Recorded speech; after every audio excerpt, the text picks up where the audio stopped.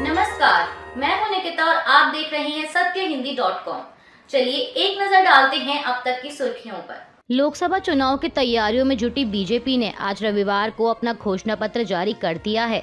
इस घोषणा पत्र को बीजेपी ने मोदी की गारंटी संकल्प पत्र नाम दिया है।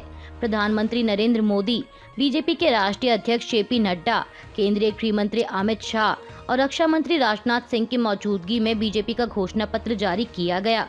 पीएम मोदी ने संकल्प पत्र जारी करते हुए कहा कि पूरे देश को बीजेपी के घोषणा पत्र का इंतजार रहता है। इसकी बड़ी वजह ये है कि बीजेपी ने हर गारंटी को पूरा किया है। उन्होंने कहा कि ये संकल्प पत्र 4 वर्गों युवा शक्ति, महिला शक्ति, किसान और गरीबों को सशक्त करता है। हमने बड़ी संख्या में रोजगार बढ़ाने की बात की है। युवा भारत की युवा उम्मीदों की छवि बीजेपी के घोषणा पत्र में है। पीएम मोदी ने आगे कहा कि भाजपा के संकल्प पत्र पर 4 जून के नतीजे के बाद तुरंत तेजी से काम शुरू हो जाएगा। सरकार ने पहले से ही 100 दिन के एक्शन प्लान पर काम करना शुरू कर दिया है। उन्होंने कहा कि देश के 140 करोड़ देशवासियों का अपना एम्बिशन मोदी का मिशन है। अब बात करें बीजेपी के संकल्प पत्र में किए गए वादों की, तो पार्टी के इस नए संकल्प पत्र को 24 वर्गों में बांटा गया है। इसमें सुशासन, देश की सुरक्षा, स्वच्छ भारत, खेलों का विकास, पर्यावरण से जुड़ी हुई बातें शामिल हैं। रक्षा मंत्री ने दावा किया कि मोदी की गारंटी 24 कैरेट के सोने जितनी खरी है। घोषणा पत्र के अनुसार 1 नेशन 1 इलेक्शन और कॉमन इलेक्टोरल रोल की भी व्यवस्था आएगी। अगले 5 सालों तक मुफ्त राशन, पानी, गैस कनेक्शन, पीएम सूर्य घर से 0 बिजली बिल की व्यवस्था, आयुष्मान भारत से 5 लाख तक का मुफ्त इलाज जो मिल रहा है, ये आगे भी मिलता रहेगा। मध्यम वर्ग के परिवारों को पक्के घर दिए जाएंगे। पेपर लीक पर बड़ा कानून बना है, उसे लागू किया जाएगा। नेशनल एजुकेशन पॉलिसी लागू होगी। 2036 में ओलंपिक की मेजबानी करेंगे। इसके अलावा युवाओं के लिए infrastructure, manufacturing, startup, sports, investment, high value service और टूरिज्म के जरिए लाखों रोजगार के अवसर पैदा करेंगे। 1 करोड़ बहनें लखपति दीदी बन गई हैं और आगे 3 करोड़ को और बनाएंगे। नारी वंदन अधिनियम को लागू करेंगे। ओबीसी, एससी और एसटी समुदाय को जीवन के हर क्षेत्र में सम्मान देंगे। भाजपा के संकल्प पत्र पर कांग्रेस के राष्ट्रीय अध्यक्ष मल्लिकार्जुन खड़गे ने तंज कसते हुए कहा कि अपने कार्यकाल में पीएम मोदी ने ऐसा कोई बड़ा काम नहीं किया जिससे देश की जनता, युवाओं और किसानों को लाभ हो। महंगाई इतनी बढ़ गई है, उसकी उन्हें फिक्र नहीं है। उन्होंने पहले जो ट्रेलर बताया है उसमें न डीजल पेट्रोल के दामों में कमी की बात की गई और न ही गैस सिलेंडर की। इससे साबित होता है कि उनके पास लोगों को देने के लिए कुछ खास नहीं है। खड़गे ने आगे कहा कि कांग्रेस फूड सिक्योरिटी एक्ट लाई। आपने अगर हमारे दिए गए राशन में 5 किलो की बढ़ोतरी की है तो वो कोई उपकार नहीं है। बीजेपी के घोषणा पत्र पर कांग्रेस नेता पवन खेड़ा ने निशाना साधते हुए कहा कि यमराज ने एक मशीन बनाई थी जिसमें झूठ बोलने पर घंटी बजने लगती थी। आज सुबह से वह घंटी लगातार बज रही है। हैरानी में यमराज ने चित्रगुप्त से पूछा कि ये घंटी क्यों बज रही है। चित्रगुप्त ने कहा कि महाराज, आज मोदी जी का संकल्प पत्र जारी होने वाला है। हमें बीजेपी के संकल्प पत्र के नाम से घोर आपत्ति है। इसका नाम माफीनामा होना चाहिए। मोदी जी को देश के दलितों, किसानों, नौजवानों, आदिवासियों से माफी मांगनी चाहिए थी, क्योंकि 2014 के घोषणा पत्र में प्रधानमंत्री मोदी ने वादा किया था कि स्पेशल टास्क फोर्स बनाकर कालाधन वापस लाएंगे, लेकिन इलेक्टोरल बॉन्ड आ गया। नॉर्थ ईस्ट में कानून व्यवस्था मजबूत करेंगे, लेकिन आज मणिपुर में हिंसा जारी है, जिस पर पीएम मोदी चुप्पी साधे हुए हैं। स्पेशल पैकेज से 100 जिलों की गरीबी दूर करेंगे, लेकिन हंगर इंडेक्स के आंकड़े पोल खोलते हैं। कांग्रेस नेता ने आगे कहा कि इन्होंने कहा था कि 100 नई स्मार्ट सिटी बनाएंगे, लेकिन चीन सीमा पर स्मार्ट गांव बसा रहा है। इसलिए नरेंद्र मोदी के इन वादों से जनता अब ऊब चुकी है और बेहद आक्रोशित है। भाजपा के घोषणा पत्र पर टिप्पणी करते हुए कांग्रेस के वरिष्ठ नेता और राजस्थान के पूर्व मुख्यमंत्री अशोक गहलोत ने कहा कि 2014 और 2019 में जो माहौल था अब वो नहीं रहा। इन्होंने जो वादे किए थे वो पूरे नहीं हुए।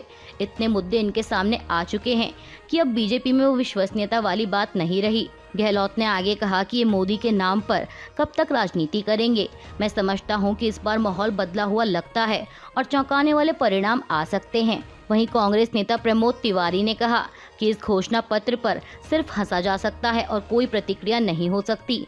पीएम मोदी ने 2014 में खुद कहा था कि 15 लाख रुपए सबको मिलेंगे, लेकिन क्या हुआ? पिछले 10 सालों में 3 गुना बेरोजगारी बढ़ गई। आज किसी की साख खत्म हुई है तो वो खुद पीएम मोदी की हुई है।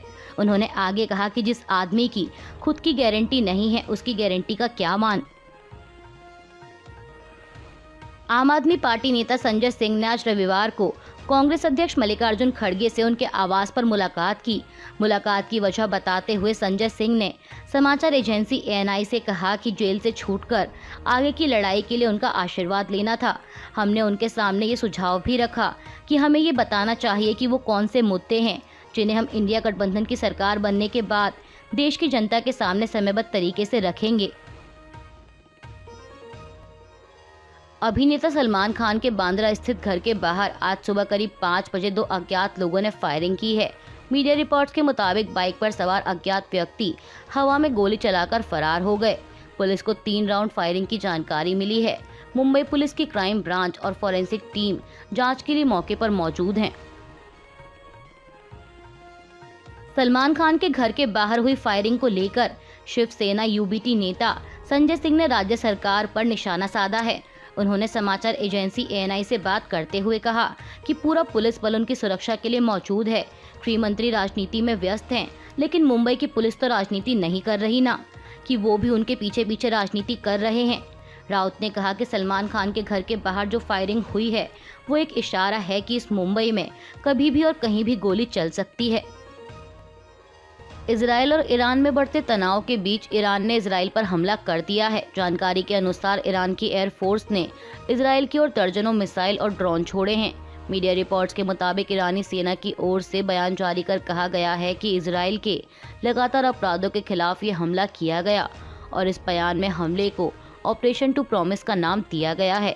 बयान में हमला किस तरह का है, इस बारे में कोई जानकारी नहीं दी गई। ईरानी हमले को लेकर इजरायली न्यूज़ चैनल 12 ने दावा किया है कि ईरान ने जो मिसाइलें लॉन्च की हैं वे संभवतः जल्द ही हमला करेंगी, लेकिन कुछ मिसाइल और ड्रोनों को सीरिया या जॉर्डन के ऊपर मार गिराया गया है। वहीं इजरायली सेना भी हाई अलर्ट पर है।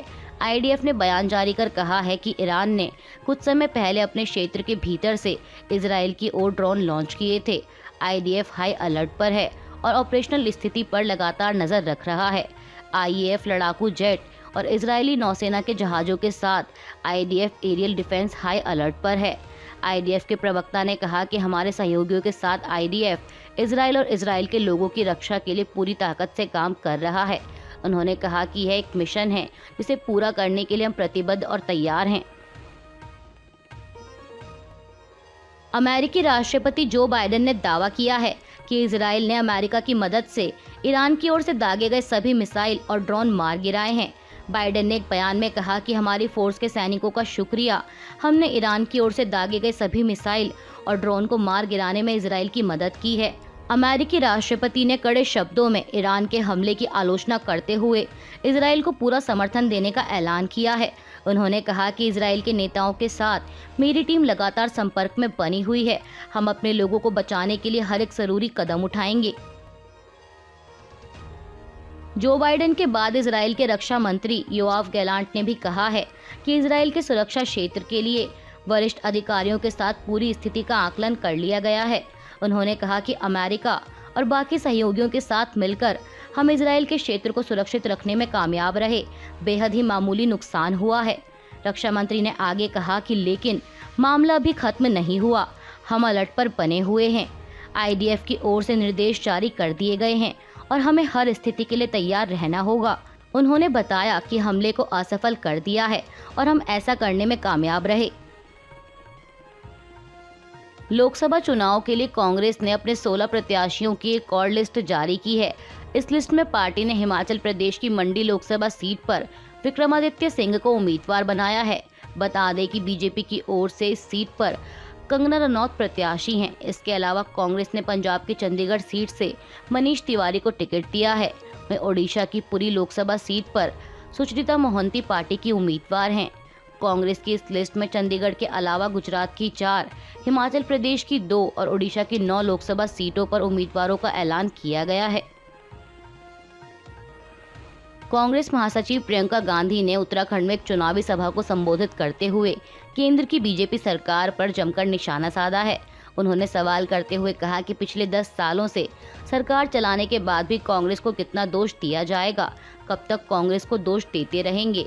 उन्होंने कहा कि पिछले 10 वर्षों से कांग्रेस का राज नहीं है, 10 सालों से बीजेपी की पूर्ण सत्ता है। कहते हैं 400 पार और अधिक बहुमत चाहिए और सत्ता चाहिए। कहते हैं 75 वर्षों में कुछ नहीं हुआ। अगर नहीं हुआ तो उत्तराखंड में इतना हुनर कहां से आया? IIT, IIM और देश में एम्स कहां से आए? अगर पंडित जवाहरलाल नेहरू ने 1950 के बाद इन्हें नहीं बनाया होता तो क्या आज ये सब संभव था? चुनाव से पहले जारी तीखी बयानबाजी के बीच कर्नाटक के मुख्यमंत्री सिद्धरमैया ने प्रधानमंत्री मोदी के कर्नाटक दौरे को लेकर निशाना साधा है। दरअसल पीएम मोदी कर्नाटक का दौरा करने वाले हैं। इस बीच मुख्यमंत्री सिद्धरमैया ने प्रधानमंत्री मोदी पर सवालों की बौछार करते हुए कहा कि कर्नाटक के लोगों के पास कुछ सवाल हैं और उम्मीद है कि इन सवालों के जवाब आपके भाषण में होंगे। उन्होंने कहा कि माननीय प्रधानमंत्री मोदी जी, कर्नाटक में आपका स्वागत है। आप ना तो बाढ़ के दौरान हमसे मिलने आते हैं, ना ही सूखे के दौरान, लेकिन आप कभी भी चुनाव प्रचार करने से नहीं चूकते। इसके बावजूद 6.5 करोड़ कन्नड़वासी आपके आगमन का बेसब्री से इंतजार कर रहे हैं। हालांकि उनके पास कुछ महत्वपूर्ण प्रश्न हैं और वे कल आपके भाषण में उत्तर की उम्मीद करते हैं। अभी के लिए बस इतना ही। बाकी की खबरों के लिए जुड़े रहिए सत्यहिंदी.com के साथ।